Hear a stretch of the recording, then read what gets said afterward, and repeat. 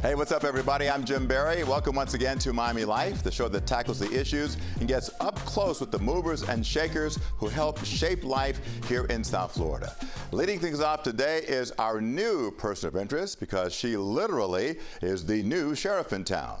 Rosie Cordero-Stutz, a career Miami-Dade cop, is the county's first elected sheriff in decades. The old Miami-Dade County Police Force is now her newly branded sheriff's office, and she and her deputies could soon face a thorny issue: immigration enforcement. Congratulations, Sheriff. It was smiles and hugs when Rosie Cordero-Stutz was recently sworn into her new office. And right away, the new sheriff stepped into a minefield when she initially said her deputies would be focused on fighting crime, not immigration. Your status in immigration is not something that we ask for. That is not part of the contact that we have with our citizens. My commitment is to our community, ensuring the safety and enforcing the laws here in Miami-Dade County. The federal agents have the authority to enforce federal laws such as immigration. So I will not have my deputies doing that work. Her stance seemed to put her at odds with Governor Ron DeSantis. He's calling for a special legislative session to address the state's role in immigration crackdown, a priority for President-elect Donald Trump. In no uncertain terms, DeSantis wants legislators to give him the muscle to force local officials like Cordero-Stutz to be part of any roundup of people here illegally. But we have a responsibility to be in this fight. State and local officials in Florida must help the Trump administration enforce our nation's immigration laws. Perhaps not coincidentally, Cordero-Stutz's tune on immigration crackdowns changed after DeSantis' proclamation. She posted this revised statement on Instagram. The federal government is responsible for enforcement of federal immigration laws. However, as a long-established and standard practice, I will continue to assist all of our local, state, and federal partners when they request our assistance in matters within our jurisdiction. Furthermore, my deputies will arrest anyone who has committed a crime, regardless of their immigration status. They will always uphold the laws and arrest those breaking it. If you're arrested for committing a crime and you already have an immigration detainer or hold, you will be turned over to the respective entity. That has always been our procedure. Shortly after taking office, the new sheriff told Ari Von Taylor about her other priorities. They include public safety, especially in the wake of the New Orleans attack, and holding public officials' feet to the fire. I will designate all needed resources to weed out any and all forms of public corruption. Schemes that prey on the vulnerability of our seniors and deceptive practices within community homeowners associations. All these crimes, oftentimes not as apparent as others, erode public confidence. Lastly, the new sheriff promises heightened visibility by her deputies so that the community she has called home feels that law enforcement is always there. I think we're so blessed to live in a wonderful county. We do very good policing. We've been doing so for a long time. We always have to continue to improve. And part of that improving is listening to our community. One of the biggest things our community has been asking for is, number one, they want to see more officers. They want to see more presence. And that helps to deter crime. That helps to reduce traffic concerns. Now, Sheriff Cordero-Stutz also put an end to work from home for about 1,000 civilian employees of the department. Those workers must return to the office by February 3rd. All right, this next story is literally a wake-up call for a lot of us because 1 out of every 3 people in the U.S. say they have trouble sleeping. In fact, it's gotten so bad, some folks are actually traveling for sleep vacations. CBS News Miami's Betty Wynn reports on how one Miami Beach resort is offering sleep retreats, and they use cutting-edge technology to solve an age-old problem. This space-like capsule in the lobby of the Carillon Hotel on South Beach. Put the headsets on. Is called a Somodome. It immerses you in sound, color, and meditation therapy. Tammy Pale is vice president of Spa and Wellness at the Carillon's renowned resort on Miami Beach. Their sleep retreat combines science-based technology and artificial intelligence to help alleviate sleep problems. We know $94 billion are spent in healthcare for sleep deprivation, sleep disorders. things that help people sleep better. That's why she's helped curate a high-tech sleep program that looks like you stepped into the future. We have a water pillow top that's heated, so that causes you to be relaxed. Then we have color therapy. And then what she's listening to is frequencies that'll take her to a beta sleep in 9 minutes.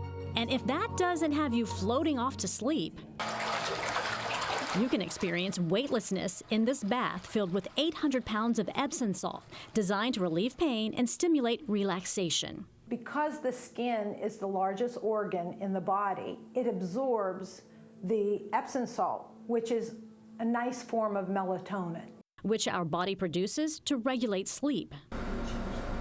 These techniques can literally shed light on what's triggering sleepless nights. This is just a light bulb, and what I want you to do is hold it in your opposite hand. Okay. Don't touch biocharger, but put your hand close to it, and as you begin to do it, the frequencies come through. So we don't realize these bad frequencies are hitting us every day. This is a good frequency. This is going to help you sleep tonight.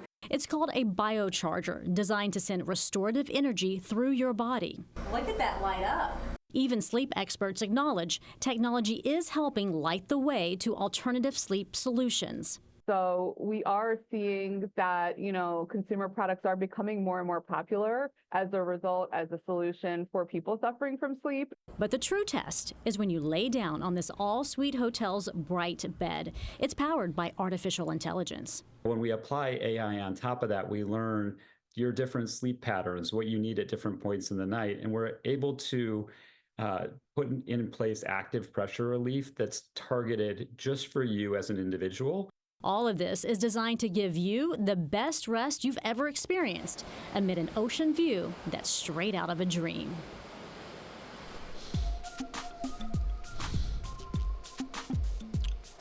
All right, thank you, Betty Wynn. Let's take a deep dive into this important topic of sleep and why it's so important to our health. We're joined now by Dr. Azizi Seychelles from the Center for Translational Sleep and Circadian Sciences at the University of Miami School of Medicine. Doctor, thank you so much for being here. Thanks for having me. Do we have a sleeping disorder crisis in America? We do. It's said that over a third of individuals don't get sufficient sleep. What does that mean? It means that they get less than 7 hours per night, and that significantly impacts them.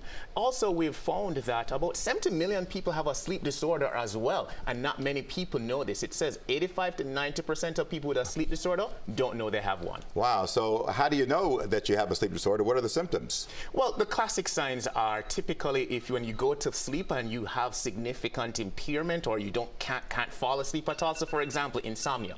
This is when you are unable to fall asleep or stay asleep, or you wake up early involuntarily and you can't go back to sleep, and the next day it significantly impacts you. Also, there's another sleep disorder that's quite common called sleep apnea. And typically what happens is that there's a partial ear blockage that prevents you from sleeping, and then you have to gasp for air because your body is starving for oxygen. That, if untreated, can lead to a whole host of different health consequences. All right, so this notion that, you know what, I know I'm busy during the week just getting 4 or 5 hours of sleep, I'm going to catch up on my sleep on the weekends. Does that work? It doesn't really work. Reason why is because research and science has proven that the sleep lost today may never be recouped, but that doesn't necessarily mean that you shouldn't practice a good sleep hygiene. So what I would highly recommend, get 7 to 9 hours per day, even on weekends. All right, give me some sleep do's and don'ts. And I would assume that some of the don'ts are bright lights. Definitely not. But particularly blue light. So our phones really emit this type of blue light that can significantly impact your ability to fall asleep. There is a hormone called melatonin, and what happens over the day is that it is increased, and that gives us an appetite to fall asleep. So the excessive blue light diminishes our ability to fall asleep. Watching TV? Watching TV as well, significantly. You should not do that. Really? And then, some people say that it puts them to sleep, but what it does, and people don't know this, just having it on, it can cause what we call these micro-arousals. So even though you may fall asleep, you may not go into deep sleep. Caffeine. What we say is that you want to have caffeine earlier during the day than later. Because what we say is that caffeine, the half-life, takes forever to get out of your body. So you will be energized. You want to make sure that you prepare to go to sleep. So no caffeine. You want to limit the amount of exercise that you actually get, do as well. So 2 hours before, cut that off, and then don't consume a ton of food as well before, particularly very large carbohydrates as well. And you want to reduce stress as well. So really try and reduce stress, especially close to bedtime. Okay. You know what? I tried this for a while, and it didn't really work with me. These meditation tapes where this soothing voice says, all right, now I want you to get into a deep meditative state and just relax. And I want to be quiet, man, I'm trying to go to sleep. But for some people that works, I guess. It does work. So we know there are some off-the-shelf companies that have these sleep stories, and it has worked. It works for kids, and it has worked for adults as well. One of the things that I would really focus on is that many of these aren't necessarily scientifically backed, but it depends on the soothing nature of that voice. And what we do know is that a certain degree of hertz level oftentimes induces sleep. Those are the ones that you need to focus on. So bottom line is Americans are just too busy, right? We are very busy, and therefore, because of our socially demanding and occupationally demanding lives, and family, exactly, socially, personally, and occupationally, it's hard to unwind. And so what I oftentimes tell people is you need to invest in sleep. See sleep as an investment, because when you sleep the night before, it gives you all that energy for the next day. So essentially invest in your sleep so that you can conquer your next day. And lastly, the long-term impact of not getting enough sleep is? It can be grave in terms of impacts your overall wellness, but it has been linked with poor cognition. It impacts your immune system. It can lead to Alzheimer's disease. It can lead to heart disease. It can lead to diabetes. It can lead to cancer. It can lead to all-cause mortality. So the goal is that no doom and gloom. Sleep is the one thing that you can take control of, and it's the way in which the body gets to take care of itself. So see sleep as a healing as opposed to a nuisance. All righty. I'm going to sleep and get plenty of Z's, and if I snore, that's too bad, okay? Because I guess that's a good sign. If I'm snoring, that's a deep sleep, right? Not really, actually. It's not. No. So culturally, a lot of people think that snoring can be, and I'm not trying to be alarmist, but it could be an indication of something ominous like sleep apnea, as I mentioned previously. So if you are finding that if you are snoring and you're not getting enough sleep, and the next day you wake up with a headache or you are just really not feeling rested, then you may want to seek a sleep specialist to figure out whether or not if it's something that should be concerning for you. Gotcha. And like everything else, you have to have a good sleep routine. So we're going to leave it there. Absolutely. Absolutely. Beautiful. Thank you, my friend. Doctor, thank you so much. Thank you. Dr. Azizi Seixas, thank you so much. Good advice, and we're going to follow it. All right, still ahead on Miami Life, we have a lot more to talk about. Up next, the topic of eggs. They're in short supply these days. We're going to tell you how some people are turning to local farms to get their hands on some eggs at a pretty decent price. We'll be right back. Welcome back. Well, the scramble for eggs is real. Eggs are in short supply at South Florida grocery stores because of an outbreak of the bird flu. And because of that, you're paying an average of 38% more for eggs than you did a year ago. So here's the question. What can you do about it? Well, CBS News Miami's Joan Murray found some excellent alternatives right in our backyard. Come on, here you go, sweetie. It's snack time at Tracy Swaite's 1-acre home ranch. We have about probably 50 chickens out here, and then we have some that are going to go for sale. She's been raising chickens all her life and started selling eggs 3 years ago. When it comes to egg production, every hen is different. Depends on the breed. Some will be 3 a week, and others can be every day. And then it stops. When they're about 18 months, they slow down. What hasn't slowed down, demand for locally produced eggs like Tracy Swaite's. The ongoing bird flu outbreak in commercial flocks around the country has sent egg prices soaring in local grocery stores and has caused shortages. Manny Ramos travels once a week from Miami to Davie to buy farm fresh eggs at Mirando Farms and Ranch. He showed me a picture of the empty shelves at his local store. So the yolk is where a lot of the vitamins are, and the egg yolk here is different. It's more of like an orange versus in the stores it's usually like a yellow, pale color. Miranda's eggs are from their own farm and a local seller. They fetch $9.99 a dozen, $24 for a flat of 30. We are selling out like weekly. That used to not happen, and now it's just like we can't keep them in. We have the world's rarest breed called the Ayam Samani. Back on her ranch, Tracy Swait keeps a close eye on her chickens. Her focus is keeping her flock healthy. And he's so friendly. Look at you. Yeah, you don't mind being picked up. She's state licensed and has regular inspections and hyper-focused on preventing bird flu. You gotta wash your hands, you gotta watch your feet. Your feet are the big thing, and keeping them away from wild birds. Her newly hatched eggs are washed and sanitized, dried and refrigerated. She showed us how to make sure an egg is fresh. If it sinks in a bowl of water, it's good. Anything floating consistently is foul. And to make sure your farm fresh eggs are really fresh, I would definitely make sure they have a permit, that they are following the rules of letting you know that they're not graded, they're not weighed, and that they're not refrigerated. If it's not in a cooler, it can be in a cooler, that's fine, as long as it's staying in that temperature range of 45 degrees and below. To Tracy Swait, anything less is for the birds. Come here, Cole. Okay, calm down. I got you, buddy. She's dedicated. That was Joan Murray reporting. All right, up next, meet the Fort Lauderdale teenager who is a real gladiator in the mock trial arena. We'll bring you his story when Miami Life comes right back. All right, now to the story of a Broward teen with a passion for the law and the drive of a champion. Marvin Exantis from Fort Lauderdale Senior High was just crowned the world's best mock trial competitor. As CBS News Miami's Larry Seward tells us, the sky is the limit for this talented and inspiring kid. That teen in the middle of your screen. Marvin Exantis. Could not believe his ears.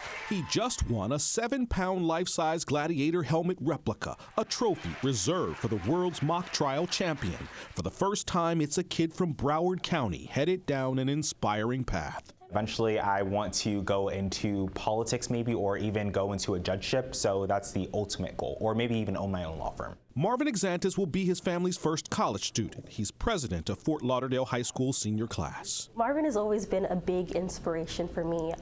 Even as early as middle school, I could see that he had this burning passion for law and was just absolutely talented at it. Middle school is where things changed. Like many, Marvin had no idea what career path to choose until he took a mock trial class and eventually met Dan Katz, who coordinates Fort Lauderdale High School's pre-law magnet program. Once enrolled, Marvin's maniacal work ethic helped him land in advanced classes right away. He also joined the mock trial team. It was breathing, sleeping, mock trial, and learning the federal rules of evidence faster than any student that I have seen. Marvin also scored a fellowship with Conrad Shear's law firm, making a big enough impression to land a summer internship, shadowing some of the best legal minds around. We meet the judges, they go back to chambers, and we bring them to the law firm, and we just try to mentor them and show them what it is like to be an attorney or have a career in law, and to really show them that it is possible. Now his school's mock trial team captain, Exantis earned a spot in the 2024 Gladiator, an international competition with room for just 3% of mock trial hopefuls. She grabs this helmet. In the finals, Marvin tackled a mock theft case. His argument proved to be a work of art. In a split decision, judges handed Marvin a trophy he plans to carry to his dorm room and beyond. It's one of the most incredible things for any student to be able to win the Gladiator. But for someone like Marvin, who has put in so much time and so much effort and has gone above and beyond everything mock trial, I was crying a little bit. I can't. It was a wonderful moment for just an incredible human being and for such a passionate student lawyer. He's also inspiring classmates and making Miami proud. Larry Seward, CBS News, Miami. Way to go, Marvin, and the best is yet to come. We'll be right back in just a minute.